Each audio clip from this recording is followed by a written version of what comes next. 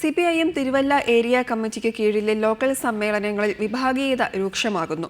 നിലവിൽ VS പക്ഷത്തിന് ആധിപത്യമുള്ള കമ്മിറ്റികൾ പിടിച്ചെടുക്കാൻ ഔദ്യോഗിക പക്ഷം രംഗത്ത് വന്നതോടെയാണ് ലോക്കൽ സമ്മേളനങ്ങൾ തന്നെ വിഭാഗീയതയുടെ കേന്ദ്രങ്ങളാകുന്നത്.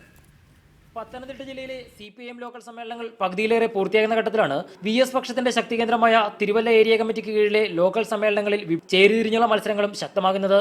നിലവിൽ VS പക്ഷത്തിന് ആധിപത്യമുണ്ടായിരുന്ന തിരുവല്ല ടൗൺ നോർത്ത് കമ്മിറ്റി മത്സരത്തിലൂടെയാണ് ഔദ്യോഗിക പക്ഷം പിടിച്ചെടുത്തത്.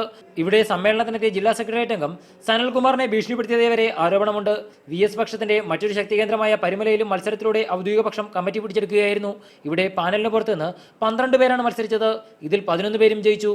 മത്സരത്തിൽ നിലവിലെ LC സെക്രട്ടറിയും പഞ്ചായത്ത് പ്രസിഡന്റും അടക്കമുള്ളവർ തോൽക്കുകയും ചെയ്തു. ഈ സമ്മേളനം ജില്ലാ secretariat റദ്ദാക്കുകയായിരുന്നു.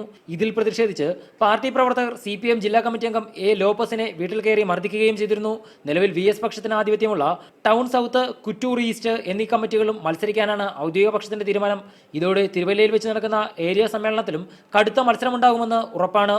S. Shyamkumar, reporter, Pathanamthitta.